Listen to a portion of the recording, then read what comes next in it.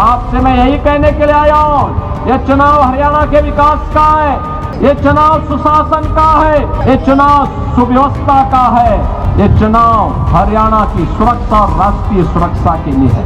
और अब तो प्रधानमंत्री मोदी जी ने कह दिया है 70 वर्ष के ऊपर के हर एक बुजुर्ग को 5 लाख रुपए का हर वर्ष स्वास्थ्य के लिए बीमा दिया जाएगा, फ्री में बीमा दिया जाएगा।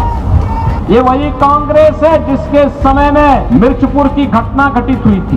कांग्रेस का हाथ माफियाओं के साथ, ड्रग माफिया के साथ कांग्रेस खड़ी है, माइनिंग माफिया के साथ कांग्रेस खड़ी है। इसलिए आपका आह्वान करूंगा कि पंडित राम कुमार गौतम जी को भारी बहुमत से विजयी बना करके शहीदों से भेजना है। भेजेंगे।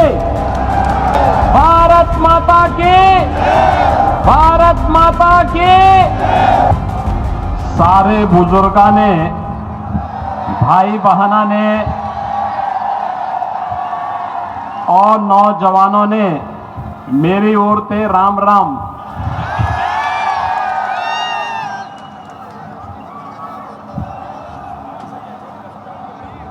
मंच पर उपस्थित भारतीय जनता पार्टी के लोकप्रिय प्रत्याशी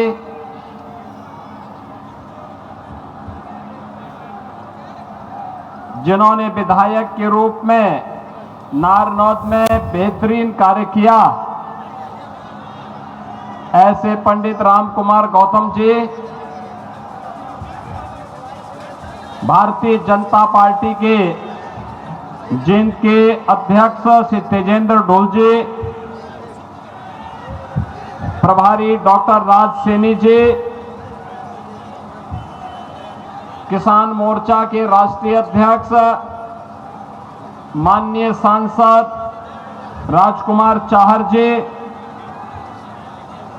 प्रमोद कुमार अट्टा जी, सरदार जितेंद्र रोड जी, पूर्व विधायक कलीराम जी, श्रवण गर्ग जी, करमवीर सैनी जी, अमरपाल राणा जी, विजयपाल जी और भारी संख्या में हरियाणा विधानसभा क्षेत्र के सभी 2 विधानसभा क्षेत्र से जुड़े हुए मेरे उपस्थित सभी बहनों और भाइयों, महाभारत कालीन इस पावन धरा को कोटि कोटि नमन करते हुए मैं आप सबका हृदय से अभिनंदन करता हूं, आप सबका स्वागत करता हूं। बहनों और भाइयों, आज शारदीय नवरात्रि की प्रथम तिथि है। जगत जननी मां भगवती के शैली पुत्री के रूप में आज अनुष्ठान का पर्व है। जगत जननी मां भगवती के जो अलग अलग रूप हैं, जो इस चराचर जगत की शक्ति का आधार है, यह हम सबको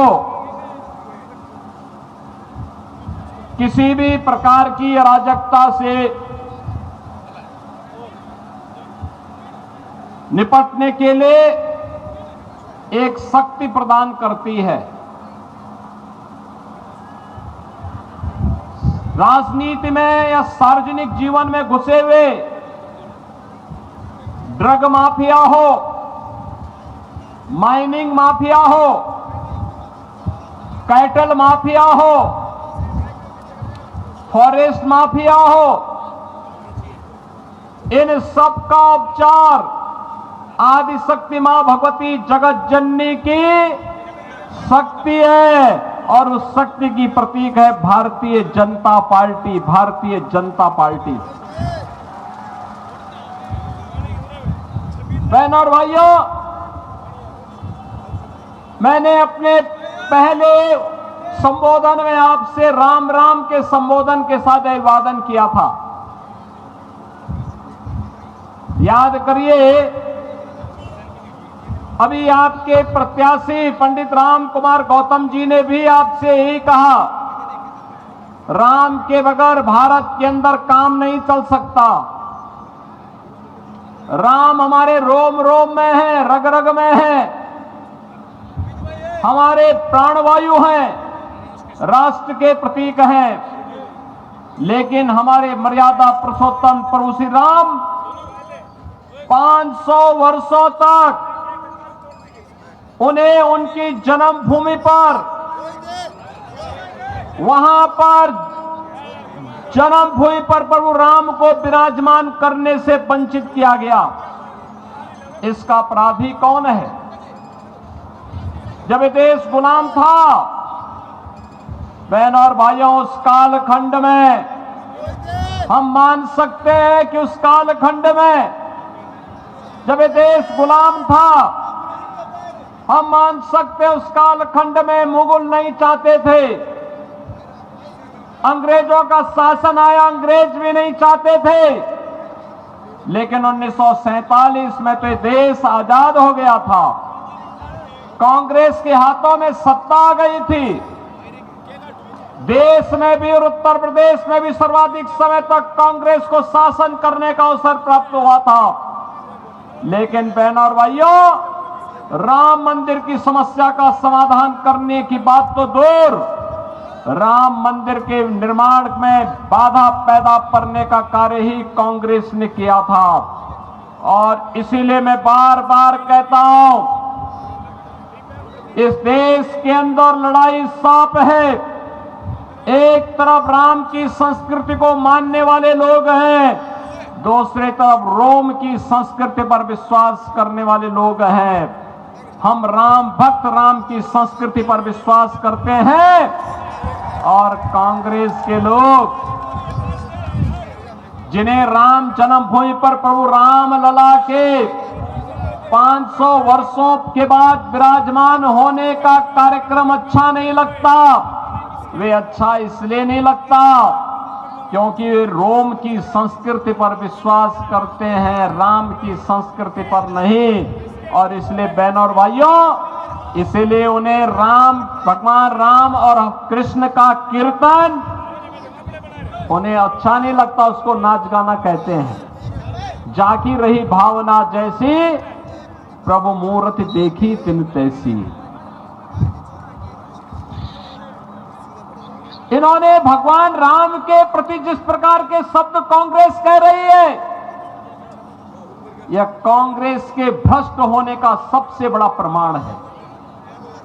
बहनों और भाइयों, अयोध्या में 5 सदी के बाद, 500 वर्षों के बाद अगर यह पवित्र तिथि आई, जब 22 जनवरी 24 को प्रधानमंत्री मोदी जी के कर कमलों से रामलला का विराजमान हुआ, तो इसमें भारत की न्यायपालिका की ताकत का एहसास तो देश और दुनिया ने देखा ही।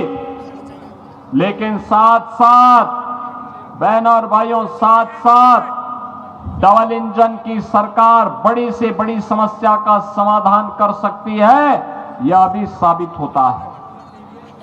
याद करिए, आपने 2014 में मोदी जी को आशीर्वाद देकर के प्रधानमंत्री बनाया।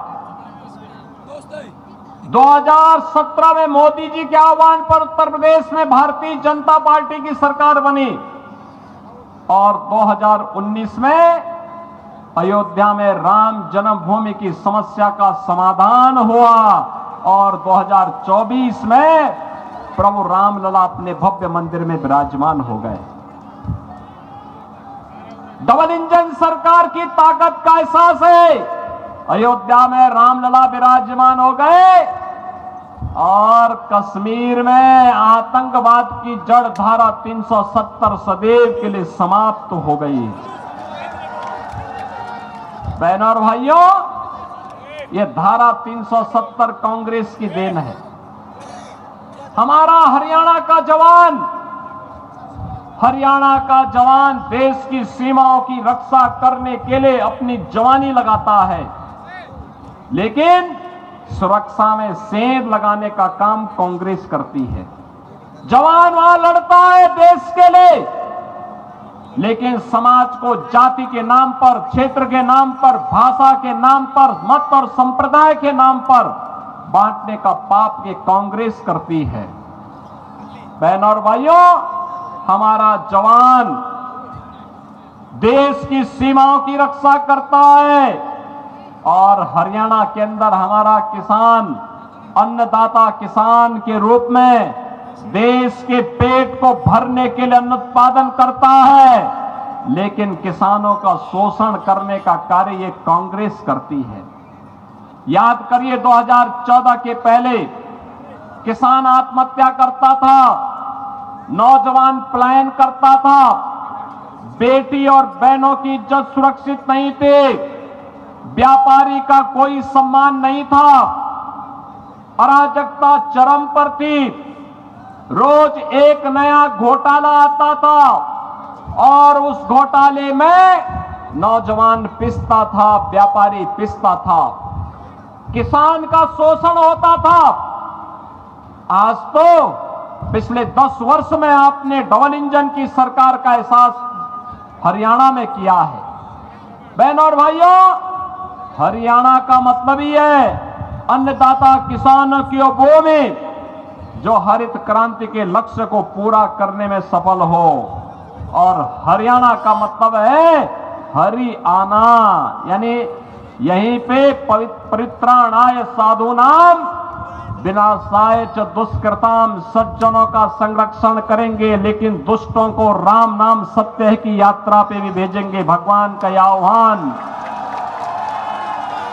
इसी के लिए नाम पड़ा है हरियाणा कि हरि बार बार आना और बार बार इस धरती पर आकर के सज्जन शक्ति के संरक्षण की ताकत देना, और इसी ताकत का एहसास कराने के लिए आज मैं आपके पास आया हूं। बहनों और भाइयों, लोकतंत्र के असली जनार्दन आप हैं। आपसे मैं यही कहने के लिए आया हूं, यह चुनाव हरियाणा के विकास का है, यह चुनाव सुशासन का है, यह चुनाव सुव्यवस्था का है, यह चुनाव हरियाणा की सुरक्षा और राष्ट्रीय सुरक्षा के लिए है। और इसीलिए आपका आह्वान करने के लिए आए हैं, सुरक्षा के लिए, सम्मान के लिए, सुशासन के लिए, समृद्धि के लिए भाजपा आवश्यक है। आपने 10 वर्ष में हाईवे देखे होंगे, स्टेडियम देखे होंगे, स्पोर्ट्स यूनिवर्सिटी हरियाणा में बनता हुआ देखा होगा, IIT, IIM, AIIMS, 1 district 1 medical college, हर घर नल की योजना को देखा होगा। ये विकास के वे कार्य हैं जो विकसित हरियाणा की संकल्पना को पूरा करने और विकसित भारत की प्रधानमंत्री मोदी जी की संकल्पना को पूरा करने के लिए डबल इंजन की सरकार के द्वारा आगे बढ़ाया गया है। लेकिन साथ साथ गरीबों के लिए भी, एक तरफ देखो कमबख्त पाकिस्तान है, भूखा मर रहा है, और दूसरी तरफ हिंदुस्तान है, प्रधानमंत्री मोदी जी के नेतृत्व में 80 करोड़ लोगों को फ्री में राशन की सुविधा का लाभ दे रहा है। एक तरफ पाकिस्तान है, वहां लोग भूख से और चिकित्सा सुविधा के अभाव में दम तोड़ रहे हैं। दूसरी तरफ भारत है, 60 करोड़ लोगों को फ्री में 5 लाख रुपए प्रतिवर्ष स्वास्थ्य बीमा का कवर दे रहा है। और अब तो प्रधानमंत्री मोदी जी ने कह दिया है 70 वर्ष के ऊपर के हर एक बुजुर्ग को 5 लाख रुपए का हर वर्ष स्वास्थ्य के लिए बीमा दिया जाएगा, फ्री में बीमा दिया जाएगा। बहनों और भाइयों, 12 करोड़ किसानों को किसान सम्मान निधि, 12 करोड़ घरों में शौचालय का निर्माण, 10 करोड़ गरीबों के घर में उज्ज्वला योजना का रसोई गैस का सिलेंडर पहुंचना, MSP 24 जीन्स पर MSP का लाभ अन्नदाता किसानों को देना, 4 करोड़ गरीबों का मकान बन जाना, प्रधानमंत्री आवास योजना में आवास बन जाना, यह गरीब कल्याणकारी योजनाओं का लाभ आज समाज के हर एक तबके को किस रूप में प्राप्त हो रहा है, इसका एहसास ये डबल इंजन की भाजपा की सरकार ने 10 वर्ष के अंदर कराया है। लेकिन बहनों और भाइयों, ये कांग्रेस क्या कर रही थी? झूठी अफवाह फैलाती है, झूठी अफवाह फैलाती है। ये वही कांग्रेस है जिसके समय में मिर्चपुर की घटना घटित हुई थी। ये वही कांग्रेस है जिसने बाबा साहब भीमराव अंबेडकर का अपमान किया था। ये वही कांग्रेस है जिसने दलितों का, महिलाओं का, बेटियों का अपमान किया था, जिसने किसानों को आत्महत्या करने के लिए मजबूर किया था। ये वही कांग्रेस है जिसने भ्रष्टाचार के कारण नौजवानों के जीवन के साथ खिलवाड़ किया था। ये वही कांग्रेस है जो आपकी आस्था के साथ खिलवाड़ करती है। ये वही कांग्रेस है जिसने विकास से आपको वंचित किया था। बहनों और भाइयों, कांग्रेस का हाथ माफियाओं के साथ, ड्रग माफिया के साथ कांग्रेस खड़ी है, माइनिंग माफिया के साथ कांग्रेस खड़ी है, कैटल माफिया के साथ कांग्रेस खड़ी है, वन माफिया के साथ कांग्रेस खड़ी है, ऑर्गेनाइज क्राइम में लिप्त माफिया के साथ कांग्रेस खड़ी है। और इसीलिए माफिया का उपचार केवल भाजपा है, केवल भाजपा। बहनों और भाइयों, यूपी में 17 के पहले जो यहां पे पंडित राम कुमार गौतम जी कह रहे थे, 17 के पहले वहां अराजकता थी, गुंडागर्दी थी, दंगे होते थे। 17 के बाद एक भी दंगा नहीं हुआ। बेटी सुरक्षित है, व्यापारी का सम्मान भी है। दिन हो या रात आप चलिए, कोई आपके साथ छेड़छाड़ नहीं करेगा, क्योंकि छेड़छाड़ करने वाले को और दंगाई को पता है कि अगर उसने दुस्साहस किया तो राम नाम सत्य है कि यात्रा फिर निकल पड़ेगी। और इसलिए बहनों और भाइयों, बिना किसी भेदभाव के योजनाओं का लाभ सबको, सुरक्षा सबको, लेकिन तुष्टीकरण किसी का नहीं। हरियाणा से लाखों नौजवान जाते हैं यूपी के अंदर कांवड़ यात्रा में। याद करिए, एक कांग्रेस की सरकार और इसके सहयोगी दलों की जब सरकारें थी, इन्होंने कांवड़ यात्रा में रोक लगाई थी और ये कहते थे कांवड़ यात्रा में डीजे नहीं बजना चाहिए। ये कहते थे कांवड़ यात्रा में शंख नहीं बजना चाहिए, घंटा और घड़ियाल नहीं बजने चाहिए। हमने कहा भी वह कांवड़ यात्रा है, भगवान शिव की यात्रा है। इसमें घंटा भी बजेगा, शंख भी बजेगा, घड़ियाल भी बजेगा, डीजे भी बजेगा। और यही नहीं होगा, उस पे हम कांवड़ भक्तों पर, शिव भक्तों पर पुष्प की वर्षा भी करेंगे, हम करेंगे। और जिसको अच्छा नहीं लगता है, बहनों और भाइयों, हमने कहा था जिसको अच्छा नहीं लगता है, जिसके कानों में शंख की ध्वनि अच्छी नहीं लगती, घंटे और घड़ियाल की ध्वनि अच्छी नहीं लगती, वे अपने कान को बंद कर लें, लेकिन यात्रा हम रोकेंगे नहीं, यात्रा रोकेंगे नहीं। अगर कहीं के माइक बंद होंगे तो उन स्थलों के होंगे जहां से चिल्लाहट होती है। और आज आप देखते होंगे उत्तर प्रदेश के अंदर किसी भी धर्म स्थल पर माइक नहीं है, उतार दिए गए, सब उतार दिए गए। अब कोई चिल्ला नहीं सकता है। और इसलिए बहनों और भाइयों, मैं आपका आह्वान करने के लिए आया हूं। ये सुरक्षा हो या सुशासन, विकास हो या विरासत, ये केवल भाजपा कर सकती है, भाजपा कर सकती है। मोदी जी के नेतृत्व में डबल इंजन की सरकार कर सकती है। और उस डबल इंजन की सरकार के लिए इस सफीदों से मैं आपके पास अपील करने के लिए आया हूं। पंडित राम कुमार गौतम जी को इस उम्र में एक बार फिर से मौका दे दीजिए। डबल इंजन सरकार बनाने के लिए उनको मौका दीजिए।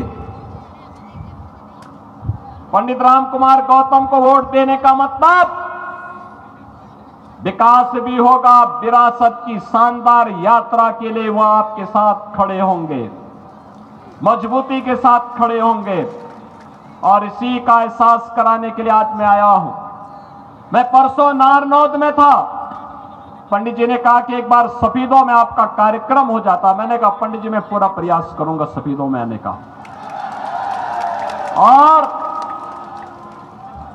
वह इस उम्र में एक सज्जन ईमानदार पूरी मजबूती के साथ देश और धर्म के साथ पूरा जीवन लगाने वाला व्यक्ति, इस उम्र में भी ऐसा एहसास होता है कि वह आज कलयुग के नहीं बल्कि द्वापर युग के महामानव के रूप में आपके बीच में है। अपनी सज्जनता, अपनी ईमानदारी और अपने सरलता के लिए आपके बीच कार्य कर रहे हैं। और इसीलिए आपका आह्वान करूंगा कि पंडित राम कुमार गौतम जी को भारी बहुमत से विजयी बना करके सफीदों से भेजना है। भेजेंगे? आपका आशीर्वाद मिलेगा? मिलेगा? दोनों हाथ ला करके मुट्ठी बंद करके मेरे साथ बोलेंगे जहां तक मेरी आवाज जा रही है। पंडित जी आप भी आ जाइए। दोनों हाथ ला करके जहां तक आवाज जा रही है, दोनों हाथ ला करके मेरे साथ बोलेंगे भारत माता की, भारत माता की, भारत माता की जय श्री राम, जय जय श्री राम।